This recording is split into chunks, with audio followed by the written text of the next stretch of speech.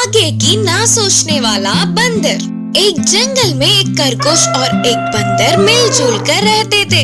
दोनों बाजू में ही घर बना लिए। हर रोज भोजन के लिए साथ में जंगल जाकर फल ढूंढते थे। बंदर फल मिलते ही खाकर पेट भर लेता था।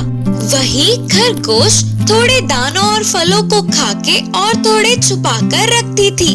खरगोश को देख बंदर ने कहा, ये बहुत बड़ा जंगल है, कभी भी यहाँ पर हमें भोजन आराम से मिल सकता है।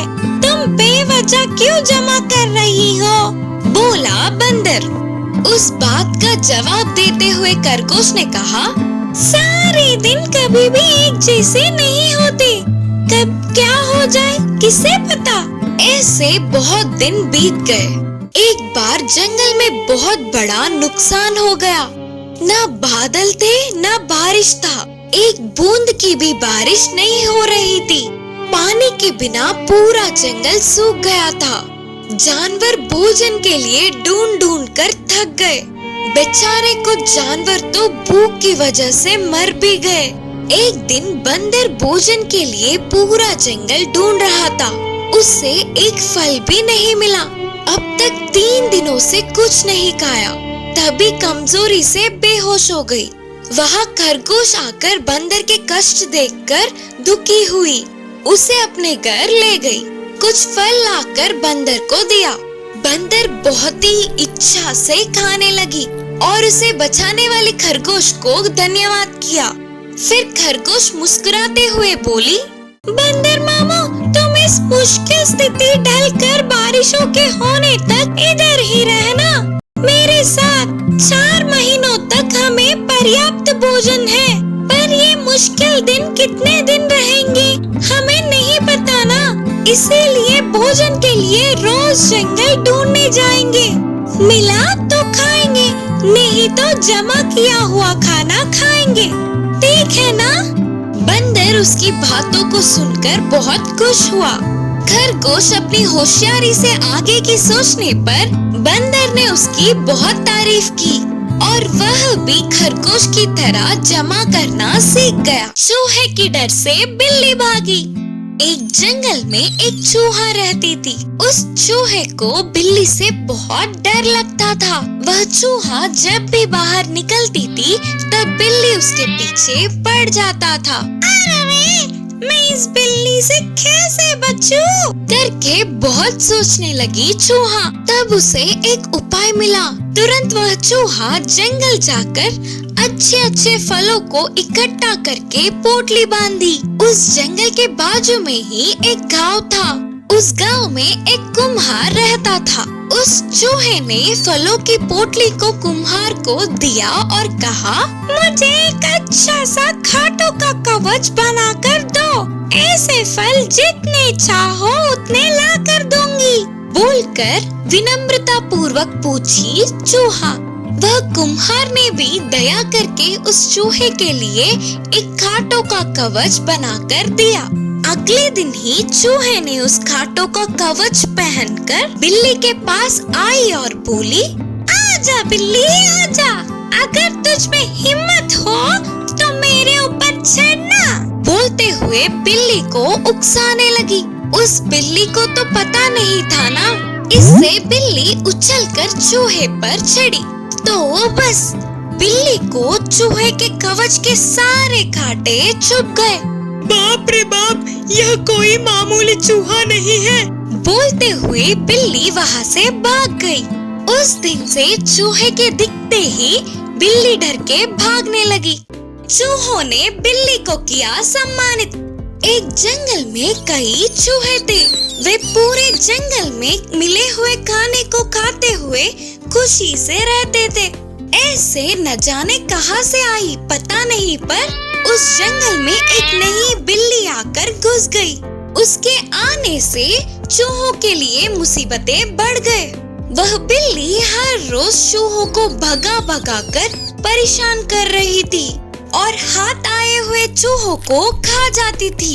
इससे प्राण खोने के डर से सारे चूहे डर डर के जीने लगे। उस बिल्ली के कारनामों से तकने वाले सारे चूहे एक दिन इकट्ठा होकर उस बिल्ली से कैसे बचे करके बहुत देर तक चर्चा करने लगे। उनमें से एक बड़ी चूहा बाजू के पत्थर पर चढ़ के बाकी के चूहों को एक सलाह देते हुए बोली, बिल्ली के गले में एक घंटा बांधेंगे ना तो ठीक रहेगा। वह कहीं से भी आ जाए, हमें उस घंटे की आवाज से पता चल जाएगा, तब हम तुरंत छुप सकते हैं। इस तरह कुछ दिनों बाद खाना नहीं मिलने पर वह बिल्ली खुद ही कहीं चली जाएगी। बड़ी चूहे की सलाह उन सभी चूहों को अच्छा लगा। तुरंत सारे चूहे चर्चा करने लगे, घंटा कैसा होना चाहिए, कितना बड़ा होगा तो अच्छा होगा और कितनी दूरी से सुनाई देगा। इन विषयों पर बातचीत करने लगे।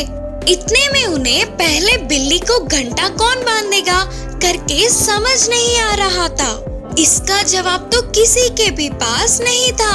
अब कोई फायदा नहीं करके उन चर्चों को खत्म करके सभी अपने अपने घर जा रहे थे तो उनमें से एक छोटी सी चूहे ने कहा, कुत्ते मामू से घंटा बंधवाएंगे। लेकिन यह कैसे संभव है करके चूहे वापस आ गए और उसकी तरफ देखने लगे।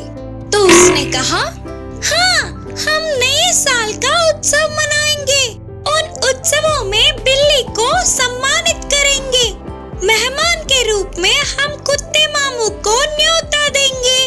मेहमान से ही हमारे दुश्मन के गले में घंटा बंधवाएंगे। बोलते हुए उस छोटी सी चूहे ने पूरी उपाय बताया। यह उपाय अच्छा लगने पर सभी चूहे मान गए। तुरंत सारे चूहे कुत्ते मामू को साथ लेकर नए साल का उत्सव और उस दिन उसे सम्मानित करने वाली बात बिल्ली को बताए। कुत्ते के ऐसे आकर पूछने पर बिल्ली भी बहुत खुश होकर तुरंत मान गई। उसके बाद नए साल की उत्सव बड़े धूमधाम से हो रही थी। उत्सवों में बिल्ली को बड़े आदर के साथ सम्मानित किया जा रहा था। चूहे बिल्ली के तारीफें करने लगे।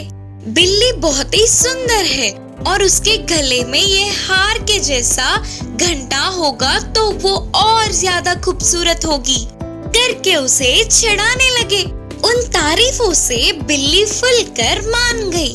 चूहों ने मेहमान कुत्ते मामू से उस घंटे को बंधवाया। उन उत्सवों में बिल्ली गुरूर से इधर उधर घूमने लगी। गले में हार जैसे घंटे को देख खुश हो रही थी। घंटे की आवाज सुनकर सारे चूहे अरे वाह वाह बोलने लगे। इस तरह उत्सव खत्म हुआ।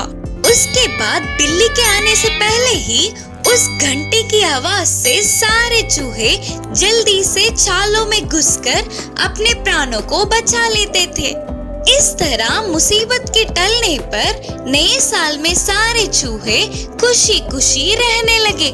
सही समय पर अच्छी उपाय बताने वाली छोटी सी चूहे का बाकी के सारे चूहे तारीफ करने लगे। छोटी सी चींटी का साहस। एक छोटी सी चींटी में पूरे जंगल में घूमने का इच्छा जागा। माँ से कहेगी तो मना कर देगी सोचकर किसी को बताए बिना खुद ही जाने का निर्णय लिया। उस चींटी के घर के बाजू ही एक नदी बह रही थी।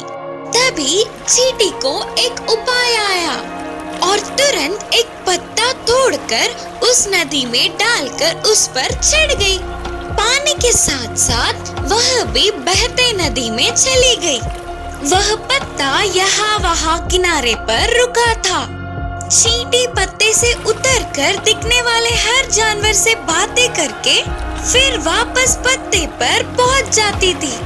इस तरह एक हफ्ता बीत गया। तब उसे अपनी माँ की याद आई।